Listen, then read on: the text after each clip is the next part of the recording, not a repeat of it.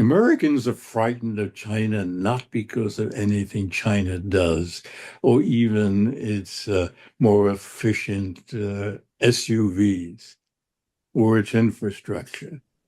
The United States is frightened of China because it exists. It's the purest example of existential anxiety, which the word for which is dread. In other words, it's China by its very success and existence, which challenges this sort of foundational assumption of American collective identity that we're superior, exceptional.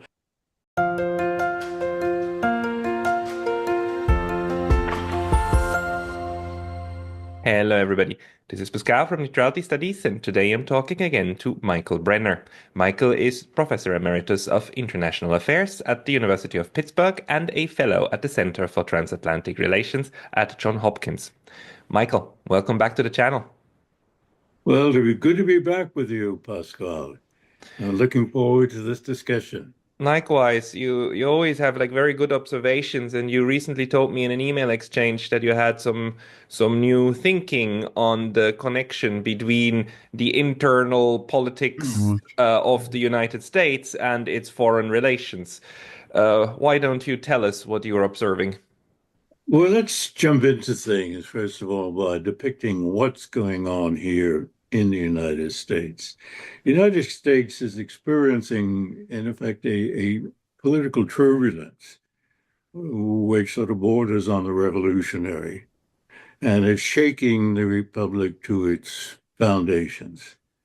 Now, understandably, this phenomenon baffles many people, especially people who are responsible, for the leadership of other governments. Right? It's disorienting, it's confusing, it has introduced elements of great uncertainty. So let's try and put ourselves in the position of such leaders and assume that they are reasonable people, rational, and not disengaged from reality and not weighted down with their own, dogmas and stereotypic views of America and the rest of the world. I'm not sure, frankly, whether there are leaders in the collective West who deserve this characterization of being reasonable, rational, and down to earth and level-headed. But let's be charitable.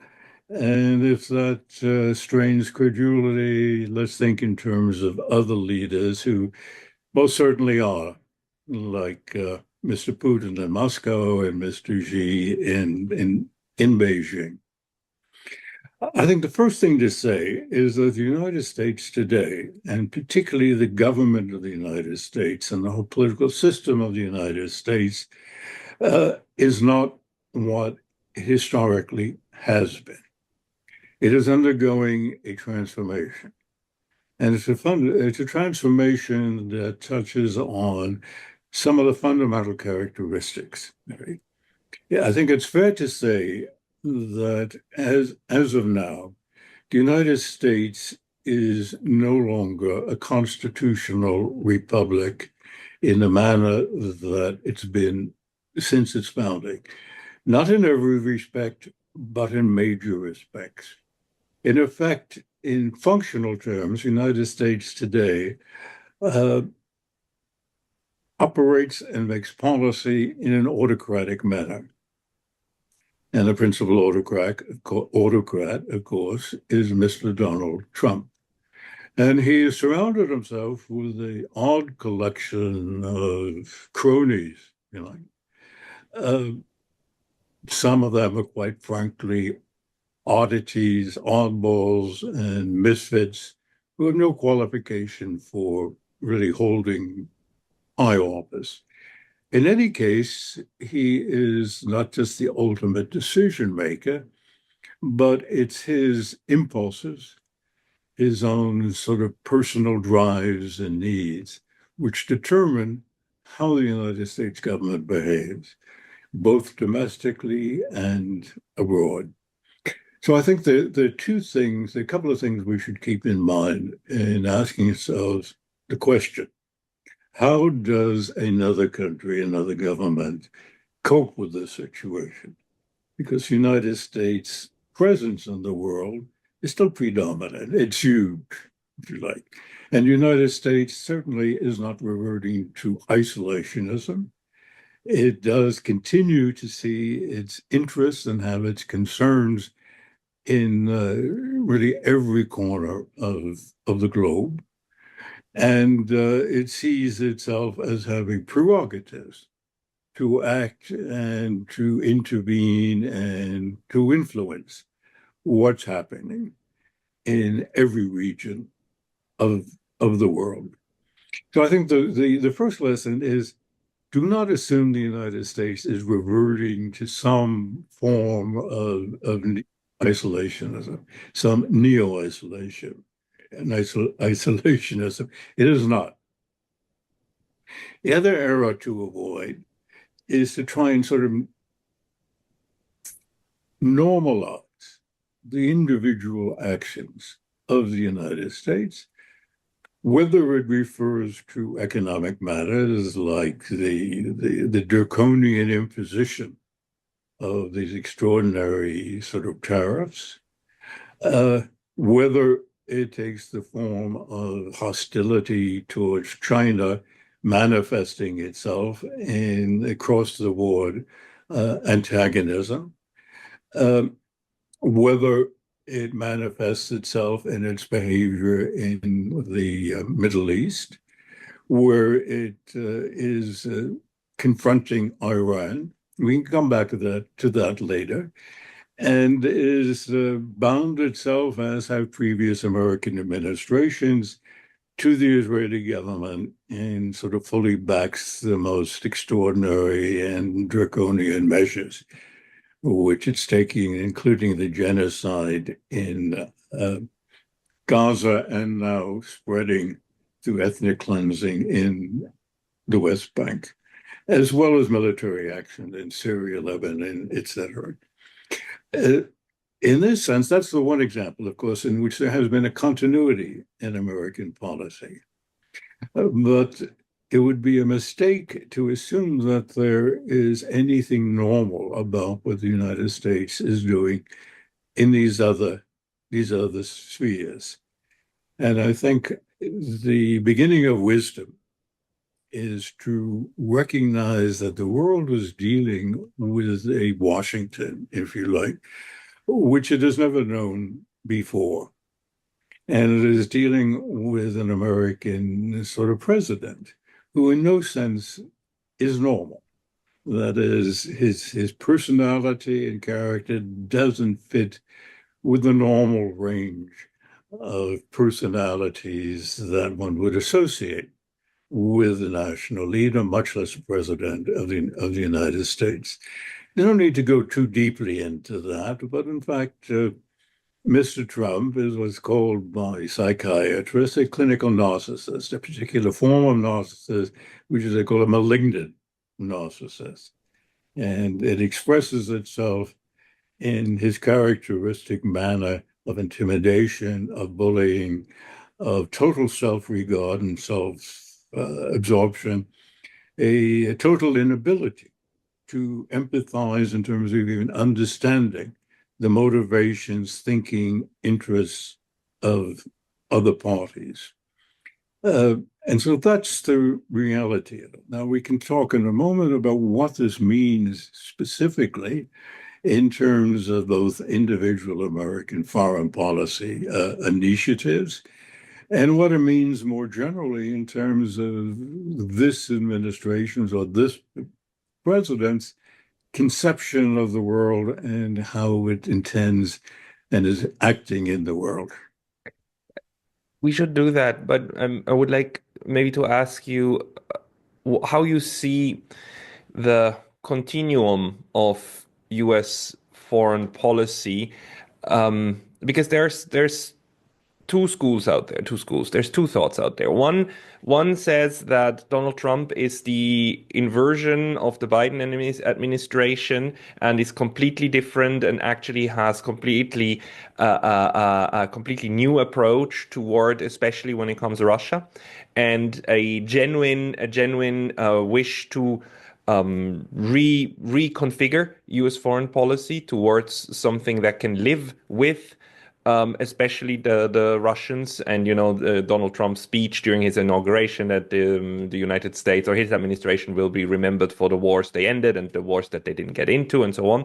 Then there's the other school of thought, and this argument was made by another commentator on YouTube, Brian Berletic, that what we are seeing is just a different version of the continuity of agenda or continuation of agenda with a different a withdrawal, because the United States hit a brick wall when it came to Russia. The original idea of breaking up Russia didn't work. So you withdraw, you reload, and then you go again. And what we're seeing is just the cycle. We are in a different part of the cycle, and this is what the U.S. system produces. Do you think that one of the two sees it correctly, or how should we frame the long-term foreign policy under these very, very different administrations? Another depiction of today's American sort of attitude towards its external relations is by far the more accurate one. What we see are changes, style of manner. What we don't see is a reversion from an American approach to the world that represents a new strategic conception, much less a new model of how the world is ordered, how it functions, and what American states are. Mr. Trump and his associates are as dedicated to keeping the United States number one, which is a term which, of course, is shorthand in Washington for maintaining American predominance, whatever you want to call it, predominance, whatever. The methods for doing so are somewhat different, or let me put it otherwise. That is, it is an approach which wants to minimize any American fixed commitments. Fixed commitments and the obligations that flow from them are anathema to someone like Mr. Trump, both because he is Donald Trump and because a clinical narcissist resists any formal commitment, whether it be legal, whether it be in forms internationally in terms of a treaty, whether it entails pledges and obligations and so on, because it is constraining.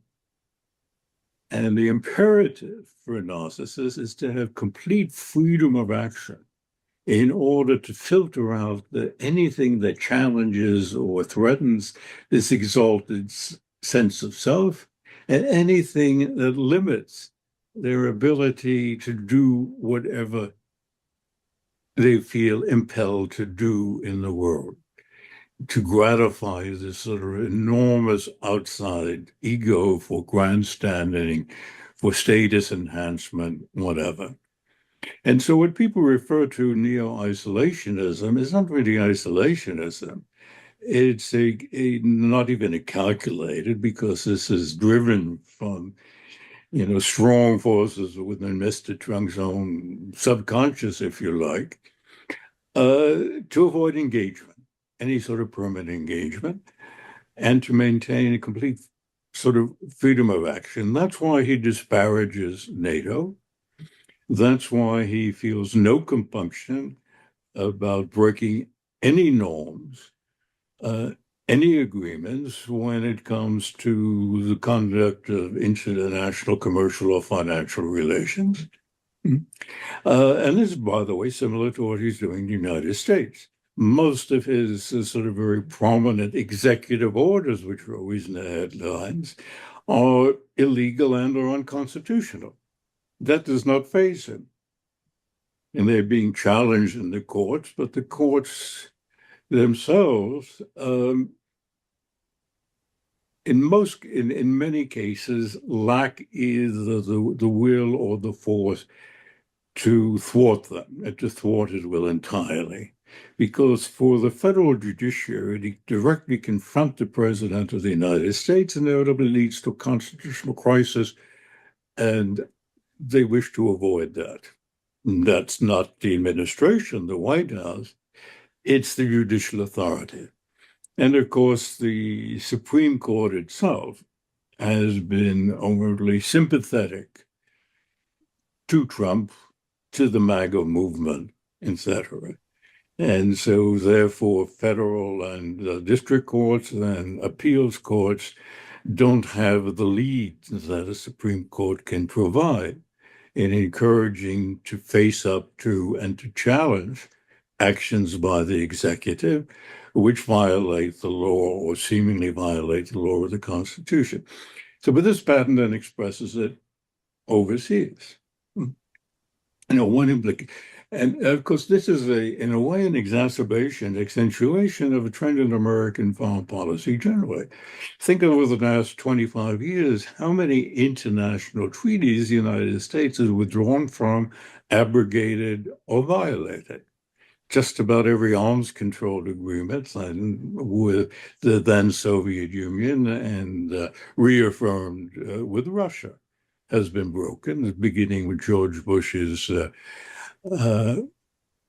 ending of American participation and observance of the Comprehensive Test Ban Agreement. Now, of course, when it comes to commercial dealing, this Trump administration totally ignores the undertakings incorporated into the articles that constitute the World Trade Organization, which for all intents and purposes is dead. It's been tossed into the dustpan of history. Now, one implication of this for other governments is you cannot trust the United States at all. You cannot trust the word of a Donald Trump. He changes his mind according to whatever is impelling him, both on domestic matters, on political issues, and abroad, with complete equanimity. And this should be understood. Yes, it should. I think so. I just wonder if I think what you're enumerating here is correct, but the propensity of the United States to break its own rules, its own promises and agreements is as you said, it's so old. The issue is that especially the Europeans and the Japanese too have had historically a very hard time of seeing that, which is why they cannot or still cannot understand when Russia says we have been lied to time and time and time again, they think, like, oh no, you have all of these treaties and you were the ones who broke them. Like it's so symptomatic that the Europeans keep saying the Russians broke the Budapest Memorandum of 1994. And if you read the Budapest Memorandum, I mean, there's at least 4 or 5 paragraphs which all have been broken by the other side. By the Americans for instance, not intervening in Ukraine, right, and not creating political upheavals in Ukraine. All of this is in there. But now with this blatant approach, with this Donald Trump's all-out approach of I don't even care to pretend anymore, isn't that actually creating more clarity on the international stage of what contemporary U.S. foreign policy has been, is, and is probably going to remain into the future? Yes, as far as immediate actions are concerned, and those which have concrete effects on the United States as partners and allies, in some cases you might call them former partners, although still legal treaty-based allies, if you like. But it doesn't apply retrospectively insofar as the basic narrative on which all of the Western governments have agreed in regard to Russia, for example, is still held by West Europeans and presumably, I believe, Japan as well. And of course, as you suggested, it's a fantastic view of history. And yet it is not seriously challenged among the political classes and certainly the political elites, whether you're talking about Great Britain, France, Germany, Scandinavia, anywhere in Western Europe, with the exceptions of Ireland and Spain. And so this entire history, whereby the United States has broken its word and broken treaty undertakings and has sought to undermine agreements between Russia and other parties, like the Minsk agreements, is a matter of historical records. But Europeans, West European leaders, refuse to recognize this. So you have this odd situation in which they have, let's say, sort of cleaned their lenses and see the United States in terms of its unilateral disposition and its self-centeredness, if you like, and its diminished interest in creating collective goods, public goods for the world system. Once it becomes apparent that other countries might benefit from it, and the United States is denying itself some opportunities to fully apply its power. Well, they recognize this.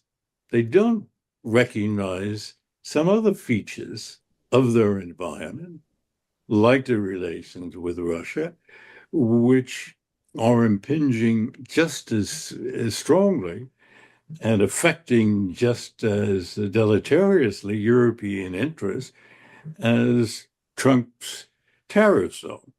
I mean, to see Western Europe girding itself for a war with Russia suggests that these people are living in an utter fantasy world, totally disengaged from some reality. So it's as if part of the mental picture, if you like, is coming to terms with reality, while other dimensions of it clearly are not. And in the discussion with you, we often circle back to psychology, but it's just something that I believe needs to be understood, because my main problem at the moment is that I fail to understand how others in the United States, in Europe, fail to understand the nature of, not the nature, but the reality of what is going on when it comes to these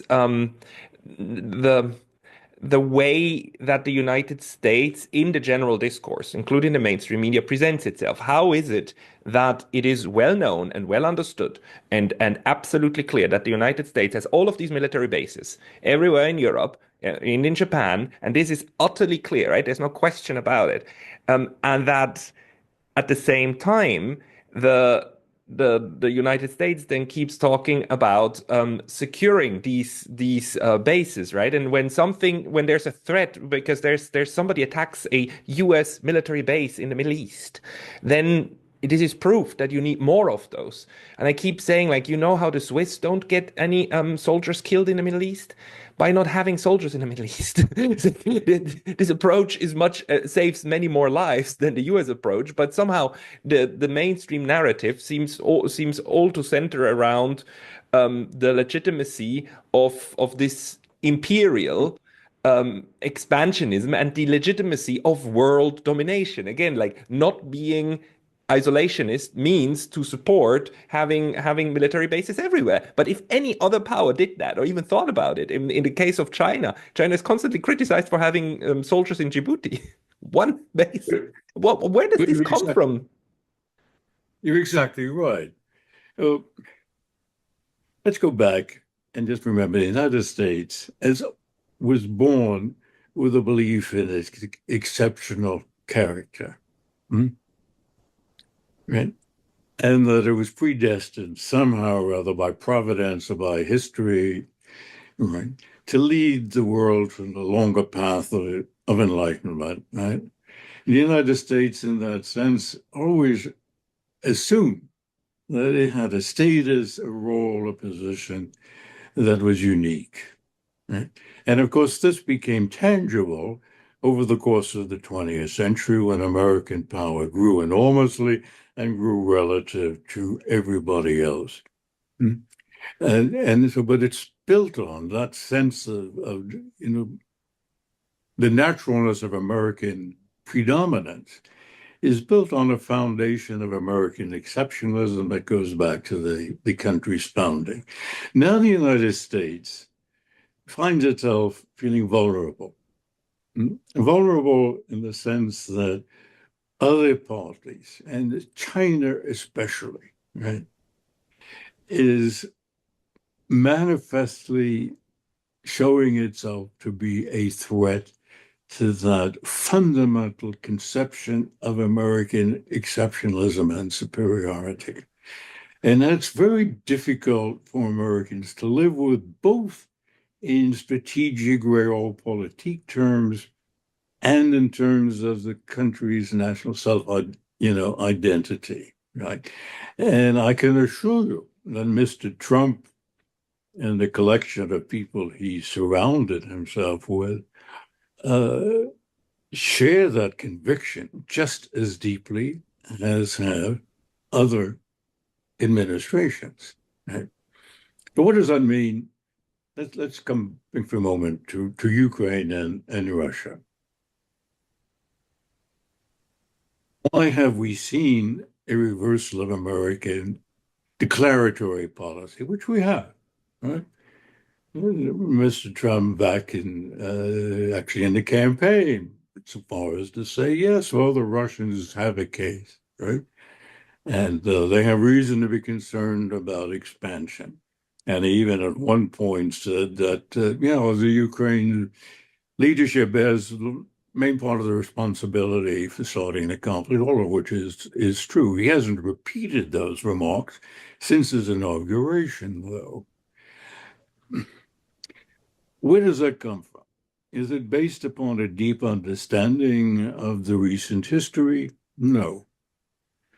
Trump is an ignoramus in the literal sense. He has a very shallow, limited, and partial understanding of what's happened in the world and what is happening in the world.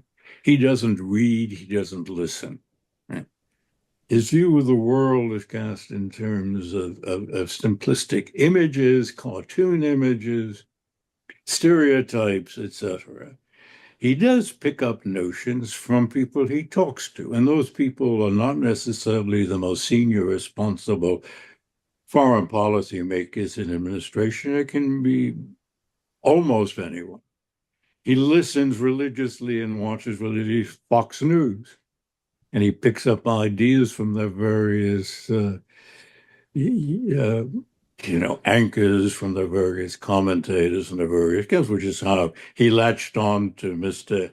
Hespeth, the odd choice for Secretary of Defense, because he liked some things he said as a Fox News host.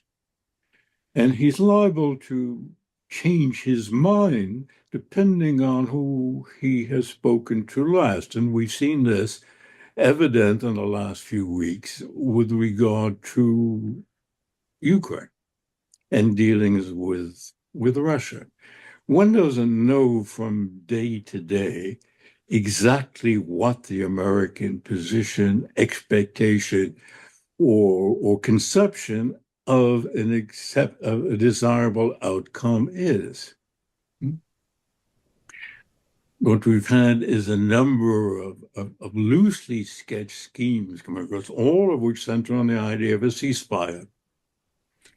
Why a ceasefire? For evident reasons, and not because it fits into some kind of well-developed reconfiguration in his mind, the administration's mind, of what the European security system should be. There is no such conception. He can't think in those terms very often. He doesn't think at all in coherent, logical terms. wanted a ceasefire because he decided, right, or felt that he would like to, in the short run, have a more normal relationship with Russia. Why? Well, for a couple of reasons. If you want to look at it in purely, rational terms, he, like most of Washington and the American foreign policy community, is obsessed with China. And they want to concentrate on it. What this means, of course, when you think about it, is very hard to say. What moving military forces, anticipating an all-out war with China. Of course, the Pentagon and others talk very much about this. It is now an official American document stated clearly in the last defense review that China is the main security threat to the United States, and the United States would have to prepare for the possibility of an all-out war with China before the end of the decade. So somebody, but the United States doesn't have enormous forces tied up in Europe that it can transfer to the Pacific. Now you might say, okay, so what's the second? Well, if we want to look at it in logical terms, say, well, Ukraine absorbing so much attention, so much time, so much energy, that distracts us from dealing with a multidimensional China threat. Although where we found this kind of argument sort of unrealistic with the vast organizational and bureaucratic resources the United States government have, it could deal with two areas of concern, just as it did. It fought two wars in World War II, after all, with far more limited organizational and governmental resources. I think the main reason, but the other reason, which is probably the principal reason why Trump found it sort of relatively easy to rethink, not, well, I don't want to use the term rethink, to change course in dealing with Russia, is because he has a great respect for Vladimir Putin. And Trump, like all egomaniacs, in this case, an egomaniac is also a clinical narcissist. They respect other strong men, right? Whether they're egomaniacs or simply strong, and willful and effective. Because after all, Mr. Putin is no egomaniac. I mean, he is the model of, if you would think of it in psychological terms, of sobriety and seriousness. And in a way, it exalts his own self-image to deal man to man, face to face with someone like Putin. So he has no inhibition, certainly, about dealing with Putin. And he has a positive disposition to do so on the belief that he is a man he can talk with and deal with, make a deal with. And of course, Trump, if nothing else, is a deal maker. But because this is not built on any foundation, or not placed with any strategic conception, he comes up with a formula which is utterly unacceptable to the Russians. A ceasefire, which nothing means freezing everything in place, making some concessions to Russia. You can keep Crimea, and as is stated, although qualified now, you can keep the four oblasts of the old, Ukraine, which legally been reincorporated by Russia constitutionally into Russia, and that's it.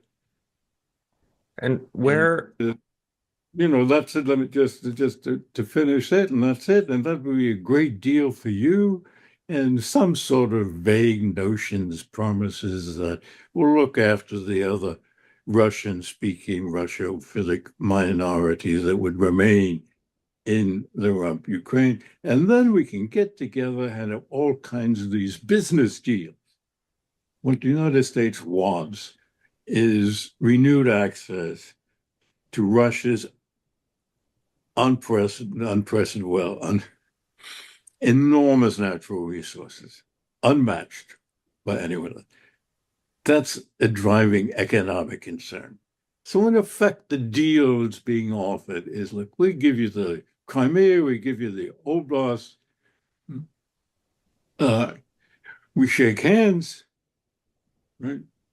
We some promise that Ukraine will not enter NATO over the next 10 or 20 years. That's the Kellogg formulation, right? And meanwhile, we can do some lucrative business together between you and me. And also, you can diversify your both economic and security portfolio by re-engaging with the US and not having to rely so completely on China. That essentially what's being offered. And of course, the other thing to say about it, it's not something that he ran by or consulted Europeans about. So not only is this offer obviously unacceptable to the Russians, it's not even close to being acceptable to the United States' European partners, whose acquiescence and agreement would be necessary for this proposal to have even a semblance of credibility. So this is not diplomacy. It's not a coherent policy. It has absolutely no sense or logic to it. It's typical Trump behavior. And yet you have analysts and pundits and other government leaders talking endlessly about what really is on Trump's mind. Is this a new strategic conception? What's the underlying fundamental reason? Is there really a sophisticated thinking behind all of this on the plan? There isn't any. In terms of process, his administration does not deliberate. He doesn't even meet with his senior advisors to work through options and to come up with a strategy and individual tactical actions that be derived from it. His government doesn't work that way. Do you think the way the American political system works at the moment, and the fundamentals are the two-party system, the government agencies, and well, primary and secondary ones, then the federal system internally. Do you think this lends itself to continuity of what we're seeing now? Or do you foresee a breaking point in which the United States will necessarily have to change because the system is collapsing, in the sense that um, the Soviet Union collapsed because the Soviet model, the Soviet system failed to constrain the forces that undermined it from within, especially nationalism, right? I don't think that the United States could break up in nationalism because it lacks this national element of configuration. But Right. if the system, in another way, doesn't manage to keep itself up and running, then it will there will be necessarily a change coming. Or is the system such that it will remain in the saddle? And what we are seeing now, also what we've seen with the Biden administration, Trump before that, and Obama and Bush, this continuity, this stream of foreign policy will remain. I think we can say this. The American system today, as of today, has suffered grievous wounds from which it never will fully recover. That is, the United States political system as we have known it, so bad, right, uh, will not be restored. The question is, will we get an approximation of what we had, or are we going to live in a state of political disorder? Those are the two possibilities. Right. Interesting, and it's very hard to place one's bets on this. But in terms of drawing comparisons between what's happening in the United States or what might have happened in the Soviet Union or elsewhere, there are possible sort of three sources of destructive forces, from which destructive forces that might emerge that endangers the viability of a political system. One external, a war, a major war, which you either lose or can sustain, like World War I, what it meant for Russia, Imperial Russia, right? Or it can be because of forces that emerge from the society itself, whatever form that might take. It could be radical revolutionary, the French Revolution, the Bolshevik, the Russian Revolution.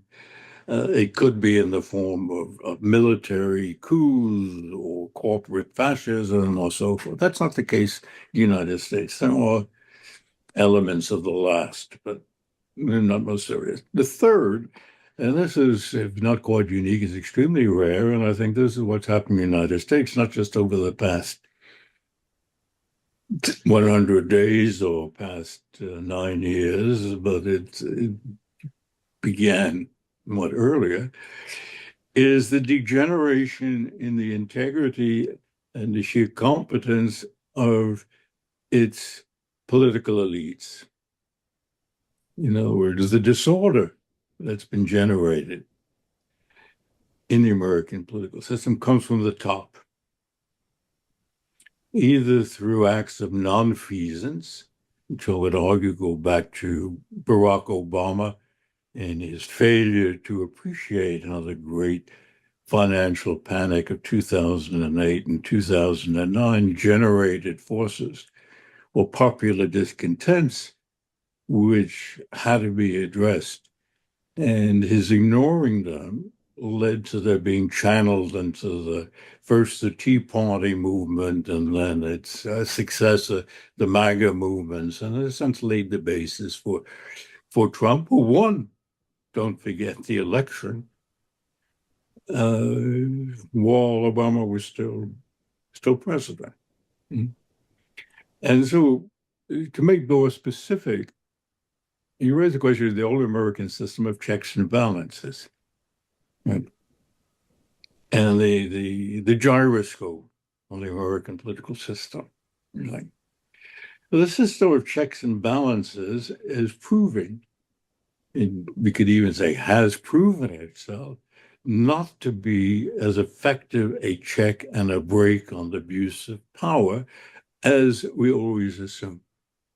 Right?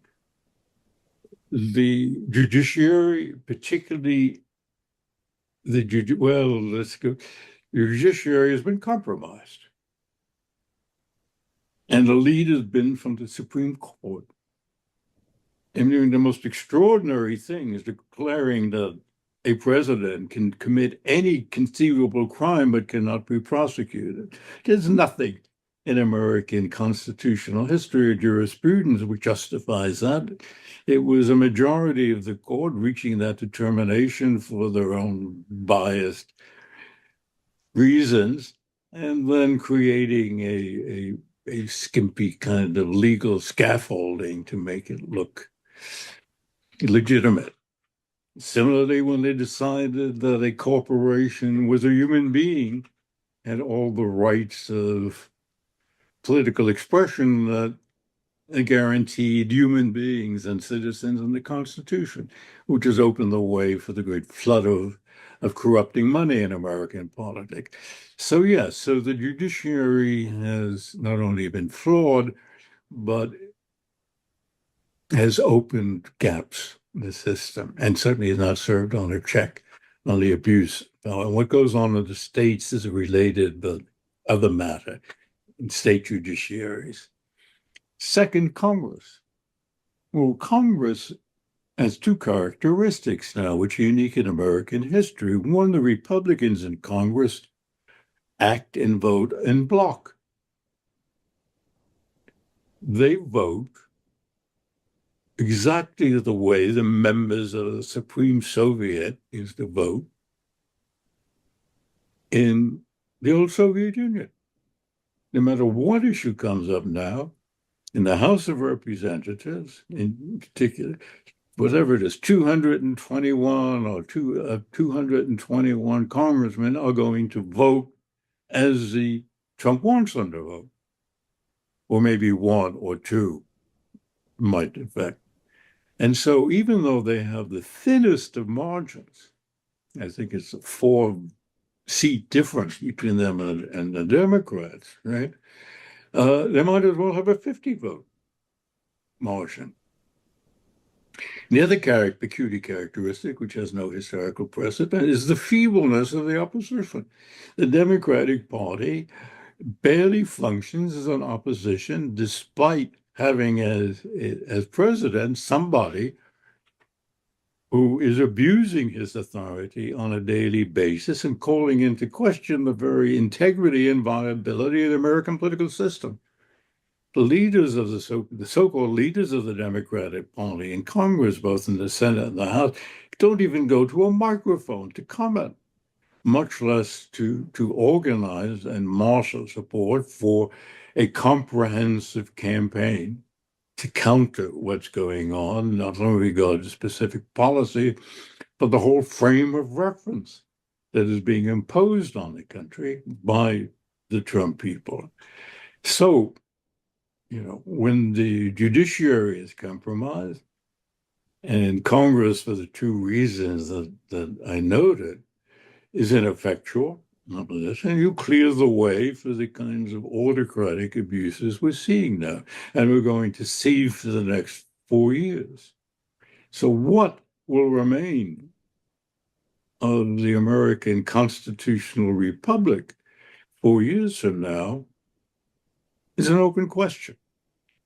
And so here you have a unique situation in which the world's strongest power that has engaged itself and involves itself in the affairs of every region of the globe and and deals with almost every government, except North Korea's perhaps, right? It's not imploding, but is behaving in a completely erratic and unpredictable fashion.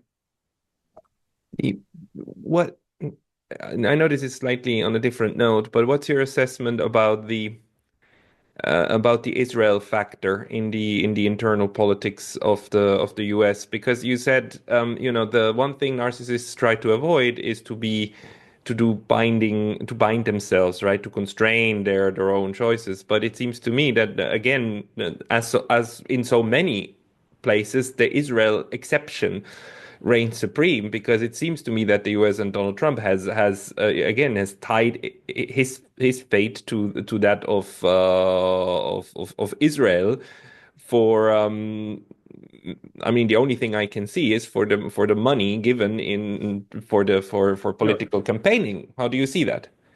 Well, this is something which has developed over the last 60 years.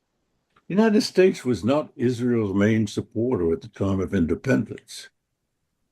That was really France, if you like. But that all changed beginning in the 60s. Israel is the senior partner in that relationship. It dictates the United States rather than the other way around. It is a perverse relationship, has no historical precedent whatsoever. The reasons for it are very complicated, and well, some reasons are complicated, some are simple. The complicated ones are in the realm of psychology and history, and it would be too much of a digression to try to go back into that. But the other is they bought the American system. They bought the American political class through campaign donations coming not from Israel, coming from wealthy American Jews. Mm-hmm. And that's why Mr. Netanyahu, in effect, an indicted war criminal, can come safely to the United States, be invited to address a joint session of Congress, and have 57 standing ovations when he pronounces, in effect, the lessons derived from the book of Joshua, which leads and justifies Israel's genocide of the Palestinians. And 57 times the American Congress gets up and applauds. The Democrats did not stand up, although most of them are equally strong supporters of Israel. Well, some of them did, but no, they did stand up. I'm sorry. I was thinking of Trump's inaugural address, not inaugural, his address to Congress shortly the week after he was elected. No, when Netanyahu, they all stood up, Democrats and Republicans. In fact, until recent years, the Democrats were the favored party for the powerful Israeli lobby, if you like. That's because many of the wealthy sort of Jewish billionaires have always been nominal Democrats, which is for historical reasons. It's a sort of inheritance of the New Deal and who supported and succored the Jewish minority in the United States when it didn't have the status, quite the status that it imposition that it has now. But now, they control both parties completely. But this is, I mean, and this is where we circle back to the political system, because, I mean, this is not unique to the Zionist Israel lobby, right? The phenomenon that US politics can be legitimately, legally bought is fundamental to the way that the political system works, right? Through the lobbying, through institutionalized lobbying, you've got the Israel lobby, but you've also got the weapons lobby. You've got, of course, the military industrial complex, which is one huge money money buys political influence scheme actually in several directions, and this is baked into the way how stuff works, especially if you compare that to how capital is not able to buy the political process in China. It's not.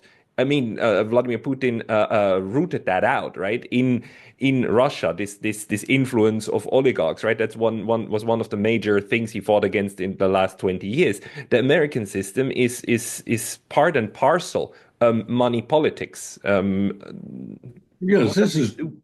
this is true. But I mean, every open democratic system and many non-democratic systems are open to this kind of corruption. Mhm. But it's reached an extremity in the United States that the country never experienced before.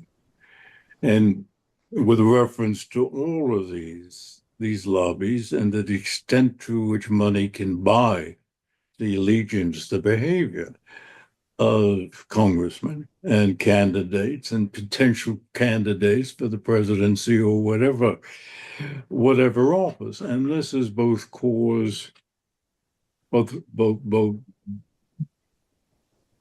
affect and reinforce the cause of the degeneration of American political culture. I mean, don't forget the United States did at times introduce measures which ran counter to the interests and preferences and actions of very powerful lobbies. Teddy Roosevelt broke the Great Trust back in the first decade of the 20th century. Look what Franklin Roosevelt, another renegade, if you like, of the so-called ruling class, although neither one was a capitalist, both were of Dutch ancestry and go back to the 17th century Dutch settlement of New York State, if you like. And so it's possible. Look, you've got the civil rights revolution and legislation, despite the extraordinarily powerful, disproportionate influence of Southern representatives senators back in the 1960s. In response, yes, to agitation, but also because the people who had the most responsibility in the United States also had a measure of integrity and concern for the national interest. There's always a balancing act that goes on, the parochial as opposed to general interest, the private and the public interest, if you like. Now we're in a stream condition in which the degree of sense of responsibility for the public welfare in Colombia, as against all kinds of particular and selfish interest, is diminished to a point, probably the lowest point in American history. So what you can say is, somebody has said, when a democratic system, constitutional, legally based democracy, begins to go to be corrupted and to degenerate, it's first the software that goes and then the hardware. It is first the political culture that gets corrupted, which then becomes permissive of actual changes in the structure and the institutions, like the current abuse through the exercise of autocratic authority by Trump, despite the fact that most of his actions are illegal and are unconstitutional, as we said. If you didn't have a degeneration in the software among Americans' political class over the past, whatever, few decades, you could not have had this because the system probably wouldn't have been elected, and the system of checks and balances would have come in. And then the other constraint we didn't mention earlier, we talked about the judiciary, Congress, and so forth, is America's vaunted civic culture. Where is Americans' vaunted civic culture? This great plethora of institutions, churches, schools, trade unions, foundations. You can hardly hear a peep from them. Too many of them. So in a sense, I mean, your assessment is that this degeneration has progressed so far that it now allows the current state of politics to happen, right? So Right, and that current state of politics permits a Trump to get away with what he's doing.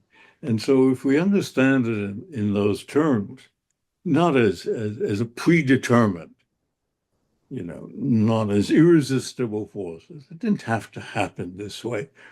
And much of the responsibility and blame for this lies with the Democrats and the Clinton and the Obama administrations and the Democratic leadership in Congress and so forth.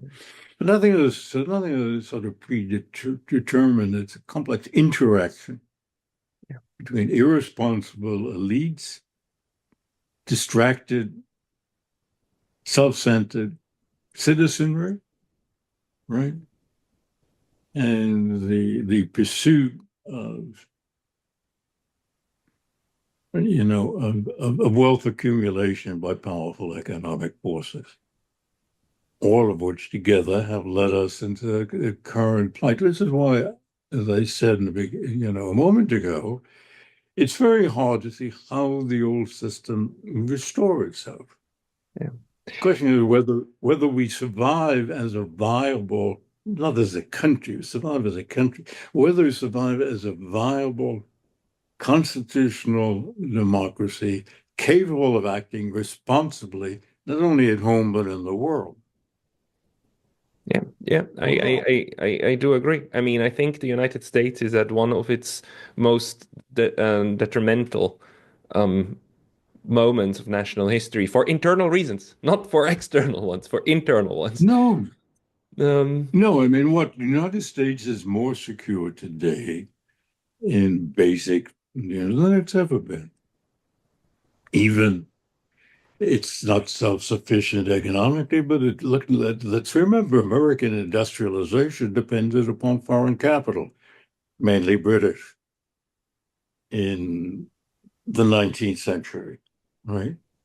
Uh, the American economy is more self-sufficient degrees than probably any other economy now, although wants to diminish its dependence on its external connections for reasons having to do with the United States' assault on it. You know, but the United States economy is not really threatened by China. The United States leadership in certain technologies is, yes, of course, but it's more an existential threat. Americans are frightened of China not because of anything China does, or even its more efficient SUVs or its infrastructure. The United States is frightened of China because it exists. It's the purest example of existential anxiety, which the word for which is dread. In other words, it's China by its very success and existence, which challenges this sort of foundational assumption of American collective identity that we're superior, exceptional. We're born to be number one and always will be. And the notion of being in any sense ordinary is anathema. This is an interesting thought. The one thing that the US narrative and its entire political system cannot accept is being normal. Mm. Yes, is being ordinary. Even if you're still stronger in some sense military than others, or we won't be for long. Not that it has any practical meaning these days. I mean, people bandy about and run these war games of a war with China, totally disregarding that if you had a war with China, both countries would wind up using their nuclear arsenals and it would be all over for both of them. I So mean, this is part of the escapist fantasy world people resort to. I mean, it's not just the Pentagon planners and so forth, but it's the think tank generals and the others. In effect, without realizing it, what they're doing unconsciously is rerunning World War II. yeah. But China if you is Imperial Japan, and Russia is Nazi Germany. Of course, it's totally ridiculous. But Europeans, I might say, I don't know Japan really, uh, are as deeply entrenched in this totally fanciful world as Americans are, even if the underlying psychological impulses are not exact. Yeah. No, I agree. The psychology behind it, especially for the Europeans, is different. But the interesting thing to me now, what you said is that if your assessment is correct, then the most important thing to do for the other great powers, for Russia and China, is to let the Americans know and let the United States know it's okay to be ordinary. You can be normal and you will still be a valued and good member of the whole club, and we will everything will be fine. It's okay to be normal. If that sank in, then maybe there would be a chance for the US to let go of this. That's true, but as we know from individuals' psychology, external parties really cannot change the psychological makeup of individuals in trouble unless they are willing to change. And the United States ultimately has to be willing to change, and there's no evidence that that it that it is. Now, here to me the dilemma, the great dilemma, everyone puts everyone in a dilemma. The United States, for people who realize the cul-de-sac we've gotten ourselves into, worse than a very dangerous one, The dilemma is as you said, how do you reconcile the United States to new realities? For the Europeans, well, I don't know. I think the Europeans, frankly, political elites of Europe are a lost cause. They're even worse than the Well, Americans. Like, so they, in I some mean, ways, well, they're incapable of thinking strategically at all because of three generations' dependence on the United States. And they've been, in effect, neutered by the United States without realizing it. But the interesting dilemma is for Russia and China. Neither one wants a confrontation with the United States. Neither one wants them. Neither one is an expansionist power in any conventional, traditional sense. Hmm? Russia is mainly defensive. China wants its place on the sun. China, historically, as you well know, uh, never placed great emphasis on seeking the domination and the control of other peoples. Yes, there were border peoples who were then integrated into China, if you like, culturally as well as politically.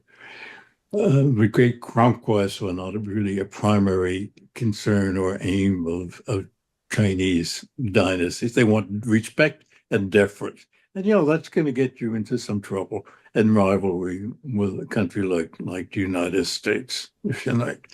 So there are basic,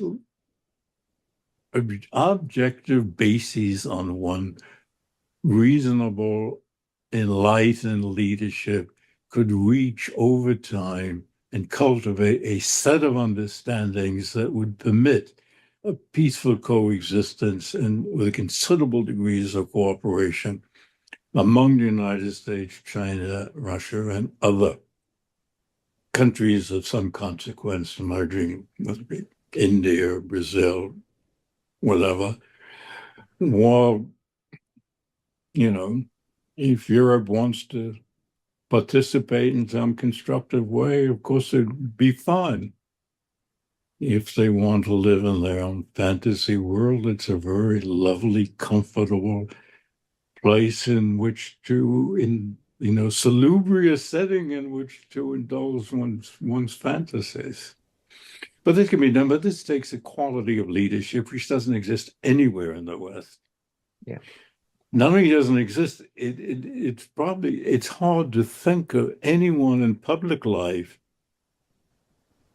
in any European country or West European country or the United States who is liable to even think in these terms, much less fashion and conduct a highly sophisticated diplomatic strategy rolling over a period of time. I think Xi and Putin are capable of it, meeting a counterpart. And Putin, in fact, has been offering an invitation to do exactly this since his Munich speech back in 2007. But there's nobody in the West who is intellectually or emotionally, politically capable of doing this. Who? Can you suggest anyone or in Japan, even somebody who's not currently in office or prospective head of government? There are a few people who are quite capable and who do have even a more not a moral outlook, but a a consistent outlook of what's happening, but they've all been marginalized, sidelined, or kicked out. I mean, we've had this wonderful politician in the European Parliament, Claire Daly, and she's been a light of of realistic assessments and recommendations for the European Parliament. She's been kicked out together with her colleague Mick Wallace and others. There were. But these people are like badges, if you like. They're really marginal. I mean, they're not Yeah. capable of organizing or leading a movement that had some significant effect. You have some extraordinary people, of course, who appear on your program, whom you interview, and Americans like they tend to be over 70 years old. But Some of this them is are some of I think them that's are over 80, and men of extraordinary ability and accomplishment. It's very hard to find their counterparts, either at the in the political realm or in terms of public intellectuals generally with that kind of stature who have some presence and status. And part of that is the fact that the absence, and part of it is due to the fact that they are suppressed if they appear. If there's evidence of such persons appearing, they're either ignored or they are suppressed. Yeah, but this is a hallmark of a word that's coming up on my channel more and more by different people, a kakistocracy, right?